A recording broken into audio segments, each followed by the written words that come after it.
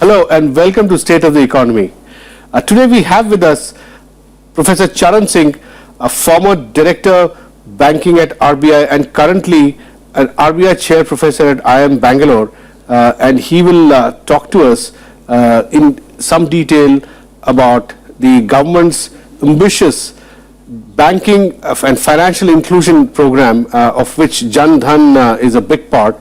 And Professor Charan Singh has himself been part of extensive research on financial inclusion in Karnataka, and he has a lot to share with us.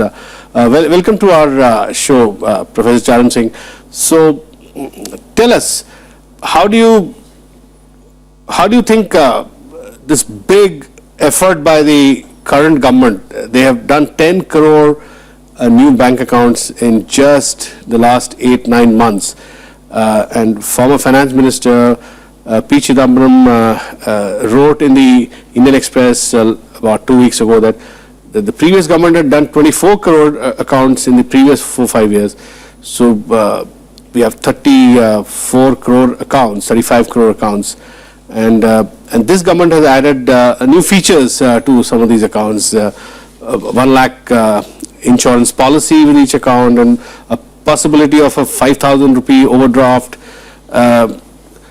and also possibility of using these accounts to for direct payment of welfare programs run by the government. So how do you assess some of these big ambitious plans? Yes, I agree with you. The ambitious plans are there. The government has opened about 11.5 crore accounts in the last few months, financial inclusion accounts. I think that's very, very good, and we have got a place in the Guinness Book of Record just because of that. But the issues that come up, answering your question about Chidambaram's observation, yes, that's true. Financial inclusion in the country had started a couple of years ago, especially after Khan Committee report, where we spoke about the business. But Chidambaram also said that it was mere target chasing at some level. Yes, but please also remember, we started talking about financial inclusions not in the last few years, but 1955 when we first nationalized the State Bank of India. That was the whole objective. Then 1960. You must have, as part of RBI's head of banking, you must have studied all those, the evolution of... historically. Historically. 69 nationalization, 1980 nationalization efforts by Government of India, by NABARD, by RBI. All we have been making efforts on financial inclusion for a long time. The great thing that has happened in the last few months is the Prime Minister taking keen interest in this. Personal interest. Personal interest in it, writing to the commercial bankers and getting it done. Now with 11.5 crore accounts that have been opened, you have to look at it in the perspective, in the context of something. Because State Bank, there was some report that 95% of the accounts in State Bank are non-operational. So, and Chidambaram, former finance minister, says that 100 rupees is the cost of keeping an account going by a bank. So there are a lot of expenses involved, right? Yes, that's very true. So most of these accounts before the 11.5 crore that have been opened, my own experience looking at these accounts, interacting with commercial bankers at senior level, middle management, grassroots level, most of these accounts go dormant. They are not serviced. So when you say dormant, what do you mean? That means there are no operations in it. So the account is opened by efforts of some people, say business correspondent or bank has taken some initiative, but after that there are no transactions there. So therefore it becomes a cost to the bank. But this 11.5 crore accounts that have been opened, one has to always keep in mind 2 or 3 things. Firstly, the commercial banking system in the country had about 82 crore accounts already. And they were holding to the extent of 18 lakh crore amount. So 11.5 crore accounts have added about 6,000 crore. So the issue is there are more than 10% of the existing accounts. This is going to be a challenge, and these are not the low-hanging fruits. These were in remote areas, very difficult areas, which in normal times commercial bank could not go and open these accounts. So servicing these accounts maintaining these accounts is going to be a real big challenge. But there are also reports that a large portion of these accounts are also in urban areas, right? Yes, quite a few of them are in urban areas. There could be duplication also. So Individuals having two accounts, maybe this could be the second or third account, right? Yes, that's another very, unless the Aadhaar card becomes popular and until we are able to identify and eradicate these duplicate accounts, it's very, very difficult. We need to weed them out. Okay. The duplicate accounts, and that can only be done if the Aadhaar card becomes operational. Okay. So therefore, it will take us some time. First thing is, it's good that 11 crore accounts have been opened, 10% incremental. And the previous 24 crore, which have happened in the previous 5 years, which former Finance Minister Chidambaram talks about. Yeah, so they're the part of the 82 crore accounts. They're part of the 82 crore. Which already existed before this 11 crore accounts were open. Okay. So we have we have to see how many of these are actually operational, right? Yes. First you have to figure that out, right? Exactly. We have to figure out how many of them are operational. My gut feeling is if the direct transfer of money starts taking place. So when I've been dealing with commercial banks now, while doing my survey in Tumkur area in Karnataka, and this is very different from my earlier survey which I had done in Bombay in 2006 January. But the Tumkur, the recent one, the commercial bankers tell me that even if you have a direct transfer and you expect the person to come and withdraw that cash, most of the time the withdrawal is done and there is never a revisit to the account. So it's a one-way traffic that is moving. An account is opened and the withdrawal facility is provided, withdrawal is availed, and no more activity in the bank. So essentially the account remains non-operational. So the account remains non-operational till the next transaction. So the commercial bank has already incurred a cost in opening an account, in maintaining that account, but the return that a commercial bank expects from the transactions there, that's not emerging. So probably it's a cost. Now, why is it not happening? So what do we do with these 11 crore accounts that have been opened in the last 8 months? So yes, so the point is, how do we make them operational? Yeah, exactly. Why should they not be attractive for people to come and transact business there? What type of business could be there? They could be just keeping money there as time deposits. Banks would have money to put and invest and earn somewhere there. They could put savings bank accounts. They could also be using it for remittances. So why is all this not happening? I think it's not happening for a couple of reasons. In my survey in Tumkur, I still find commercial banks are not very close to the places where people are. Money lenders are next doors. The second issue is financial literacy. Many of the people are not even aware that there is a facility available in this commercial bank of opening my savings account, keeping my money on long-term basis, doing remittances. Now these are target approaches, and most of the commercial bankers who are transferable, who move from one region to the other, many times are not aware of local conditions, many times don't even speak local language, many times the literature that they distribute is not in local languages. That issue is there. What about the new system that banks have created, not now, from the previous government itself? SBI, for instance, is supposed to have some 20,000 banking correspondents, individuals who carry a device which acts like a kind of ATM or whatever, and they actually go to villages. That also has costs, right? So is that working, or what is your sense? So the Tumkur area survey revealed many truths here. People do not have faith in business correspondents for two reasons. Firstly, they look at him like a salesman. He comes on a bike, he sits with them for 5 minutes, and they are not ready to part money with him because they don't know when will he come again or not. But this is serious if there is a psychological barrier there. There is a serious issue. They like the brick and mortar branch. The other issue is... Then what happens to all the thousands of banking correspondents that these banks have hired? So the attrition rate is very high at the business correspondent. So they just come and they leave? They leave within 6 months. And the salary structure for them is not very lucrative that they should stay back. So these people who are watching that every few months a new BC comes, they're beginning to lose faith. As it is, they didn't have much, but whatsoever little that they had, they could part with little money.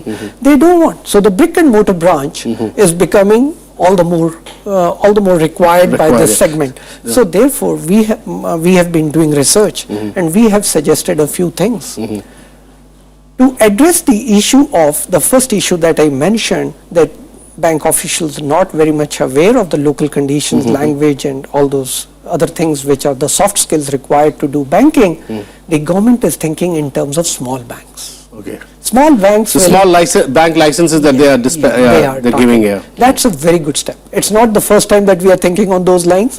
Urban cooperative and rural cooperative banks were there to exploit the. And they're giving bank license to small micro finance organizations which had limited operations earlier. They will look into it. Local area banks were there. Regional rural banks were there who had local area, but I think small banks is. So you are suggesting this is the answer and not banking correspondent may not work. That's what you're saying, right? I'm saying this is one good step, but I have a few more suggestions coming out of my Can we research. take a small break here and come back to the subject? Sure. Please don't go away and keep watching RSTV.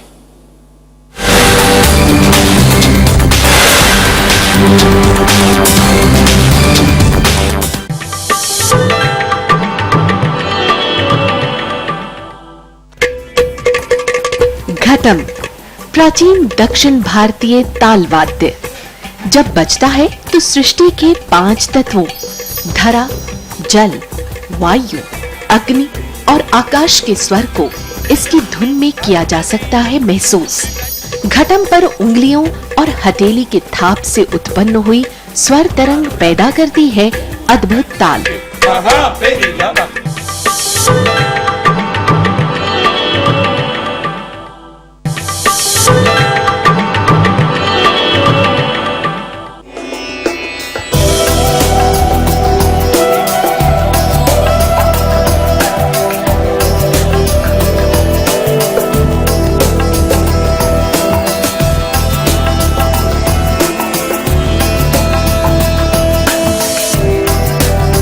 Hampi, the austere, grandiose site, was the capital of the last great Hindu kingdom of Vijayanagar.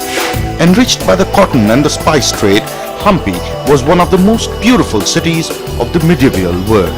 Its palaces and Dravidian temples were admired by Arab, Portuguese and Italian travelers.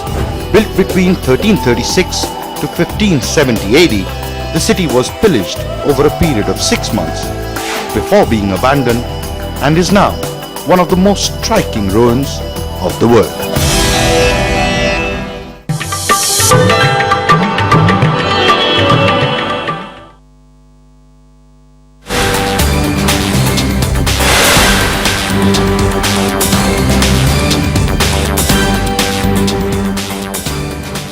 Welcome back to State of the Economy. So, Professor Charan Singh, you were talking about how these 11 crore new bank accounts under the Jan Dhan Yojana that this government has created, the kind of problems that they could face and some solutions also that your research on financial inclusion might throw up. Could you share with us? Yeah, sure. This 11.5 crores, as I mentioned, is more than 10% of the existing accounts. They're throwing up a couple of challenges. The commercial banks have focused all their energy into opening these accounts. Now, the point is, how are we going to, where are the people? Would commercial banks employ 10% or a little more of their staff to service these accounts? These are issues which are very, very important because people have hopes now and they would like their hopes to be met. They've opened accounts, now they want to know what next. What next? So there are certain issues. And it's been publicized, pitched so high by the Prime Minister himself. Exactly. The first issue that they are facing is the insurance. Yeah. Now people want to know what is that insurance factor, how are they going to avail it, and I understand because of my discussions with bankers that LIC is also not very sure how this insurance thing is going to pan out and how are they going to handle it. And the 5,000 rupees overdraft is conditional upon the account being operational. Operational. Yeah. So therefore, so probably they don't even know how the account will be operational. Given the tendency of the people, will they really operationalize the account for putting money, or will they just wait for the direct transfers from the government? Will the direct transfer start until the Aadhaar card has been done? What is the insurance factor? These issues do need clarification. Commercial banks and LIC doesn't seem to be very clear on that. But then there are certain solutions that one can think about. You spoke to LIC about it, right? Yes, we spoke to some people and not the LIC. I was speaking to the commercial banks. Commercial banks, yeah. That's where I got this information. You got this feedback from the commercial banks. Commercial banks as well as my friends elsewhere in the Reserve Bank and other places. Okay. Now there are some solutions which can be done, which I am suggesting and coming out because of my research in that rural area in Tumkur and my interaction. One of it is I just mentioned that people are not very comfortable with business correspondents because of the attrition rate. We Indians psychologically don't want to part money with people whom we do not know very well. So they look at them as salespersons. They look them who as come into the village on the motorcycles and then they go away. So exactly, yeah. they look as like another person who's come to sell toothpaste or shampoo product, right? Okay. They're not willing to part. So how do we handle this part so that accounts become operational? So there are 2-3 things that we have suggested in our research. The first and foremost is using the post office network. Okay. Post offices and the postmen are always considered as part of government establishment. Now at this point of time, post offices have nearly 28 crore accounts. And they have the trust of the people, They have villages. the trust of the people. This 28 crore accounts which post offices have, they hold 6 lakh crore rupees. Okay. Now 11.5 crore financial inclusion accounts only yielded around 6,000 crores. But 28 crore existing accounts in post offices have outstanding balance of 6 lakh crores. 6 lakh crores. So people have, villages have deposited. And please remember, post offices are generally a rural phenomenon. It's a rural 90% of post offices are in the rural areas. So my suggestion is, when post office started in 1882, commercial banks were not that widespread. Branch network was not that widespread. Branch network spreading only took place in the last 20-25 years. Correct. Yeah. So therefore, is there a need for post offices to compete with banking activities? And if post offices are told to let these accounts come into proper commercial banking, I think the volumes that commercial banks need to sustain this financial inclusion will be enough and encouraging. Okay. So the government needs to take a policy issue on this. The second issue is, if business correspondents don't inspire confidence, railway stations, especially the platforms, it's an asset of the government. That itself is a government property. Commercial banks can use railways platforms, open banking counters, say once a week, once a fortnight, depending on the production season or the local community and local economy. Commercial banks can go there, open a banking counter under the name of their commercial bank, use the platform, and I think that will be very encouraging. The third thing, we have always been speaking about mobile banking and using the mobile phone. I think that needs to be looked at, but I have another point on electronic banking. And I am thinking, in India, TV penetration is massive. In every household there is TV, every household is watching television programs. And every household is on an average 5 people. If TV penetration is so high, can we somehow reach financial inclusion through the television? Now, of course, that needs digitalization. In the rest of the world, digitalization is taking very fast. In India also, digitalization has started. On the other hand, there are products which have programs where they recognize the voice illustratively. Apple has the So you're saying this is TV banking? TV banking. I'm suggesting there can be technology which can be developed where you split the TV screen into 2. On one side you have the voice recognition person, and that person, you can see animated or real, can understand your directions, voice recognition, and give you instructions. Has it happened anywhere else in the world? Yes. This splitting the TV into 2 is something which I and my students are thinking, but television banking has been used in China, experimented in some OECD countries with very good results. It needs digitalization, and that is already taking place. So what we are suggesting, the TV banking will serve 2 things. Firstly, financial literacy, which we are finding is lacking. Not only lacking in the people, lacking even in the bankers many times. So we will talk of financial inclusion through TV. The other is, you can use the TV screen to start banking transactions. Half the screen can be used under instructions from the other half of the screen through voice recognition of doing banking transactions.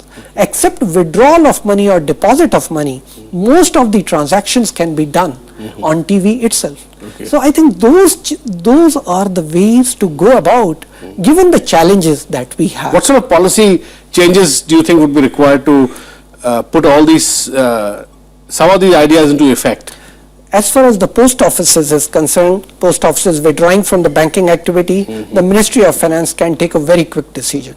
It's a policy decision. They could pretty well even consider it for the next budget and say they're going to phase out post office banking products and instruments, say over a period of 1 year or 2 years, while the commercial banks, small banks, come into the play.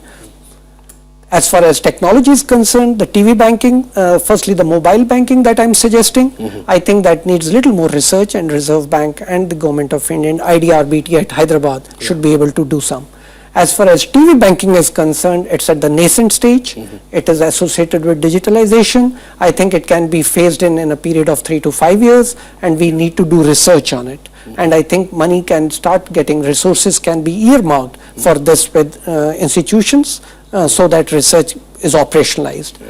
It's interesting that you talk about TV, because my experience is that while covering elections in UP, in the innermost parts of UP, where you don't get electricity for more than maybe 7-8 hours a day, I've seen households, they keep a generator and they use it to operate the television, because television doesn't take much electricity. So for them, TV is a very important device. Yes. So whatever little spend that they have on diesel generator, they use it for TV. Exactly. Yeah. See, as far as mobile phones are concerned, they are still with the productive person in the family. Yeah, sure. The earning member has a mobile phone, Yeah. but TV is watched by everybody, from the grandmother to the grandchild. In fact, this women's self-help group, they can use the television at Exactly. at the house I too. think the reach and penetration and respect that the TV has, and one can literally do the transaction with their own fingertips. Yeah. That will bring lots of confidence, and I think that's the way for financial inclusion to go.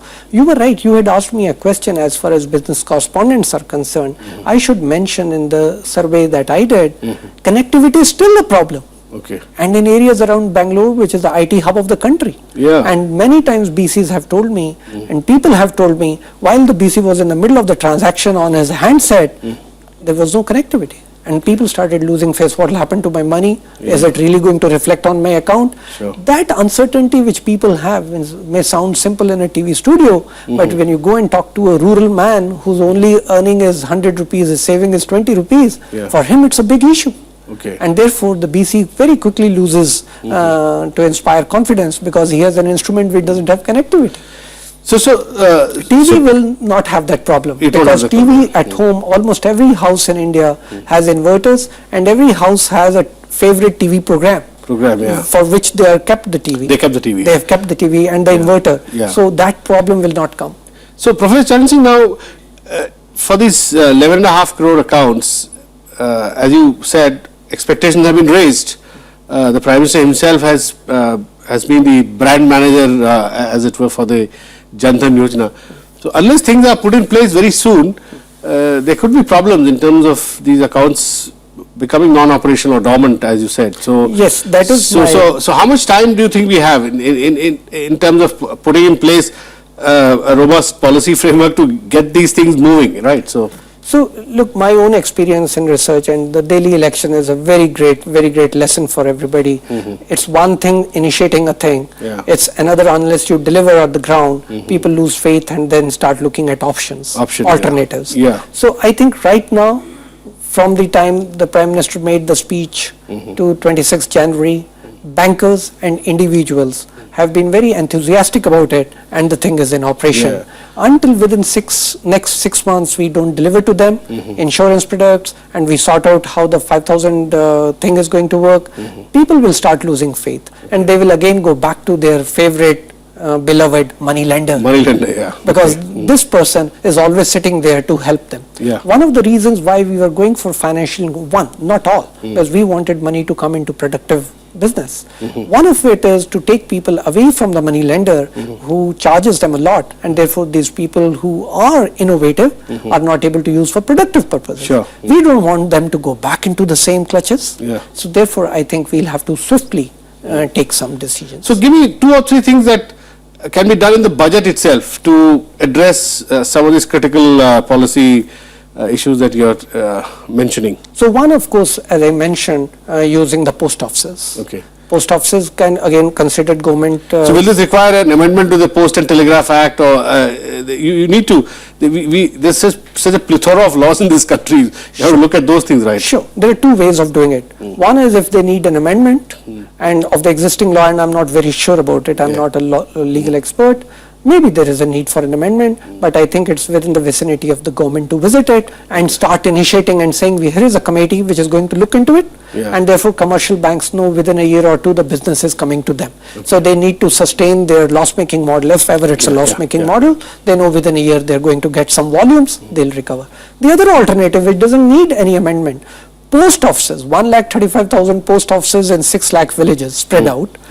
Those premises can also be used for financial inclusion. Commercial banks, to start with, can go and open an counter in those existing post offices, and that just needs instructions from the government to the commercial bankers, saying that we have opened accounts, now go and use the post office premises, using the platforms, railway station platforms. There are not too many, there are 8,000 of them, but almost every Indian knows which is the closest platform. So that can be another way of doing it. And telecom banking? As far as e-banking is, as far as mobile banking is concerned, I think the Reserve Bank is seized of that, and they are making efforts. Of course, the efforts look grudgingly, and they look a little slow. They need to speed up. They need to speed up, but I'm sure the Reserve Bank has its own reasons. Telecom operators are not there for banking, and therefore firewalls need to be created. I think research on this or a roadmap on this would be very, very useful if it comes. So essentially, you're saying all these pieces should come together, right? They should come together. Make things happen and to realize the promise that this government is holding out for these 11.5 crore accounts, right? So people should know, if they have responded to the call by the Prime Minister, that's not the end of it. The Prime Minister and the Ministry of Finance is working to take it forward. So this to follow up, The follow-up. Thank you very much, Professor Charan Singh, for talking to us. That's all we have in this edition of State of the Economy. We'll be back with you next week. Thanks for watching.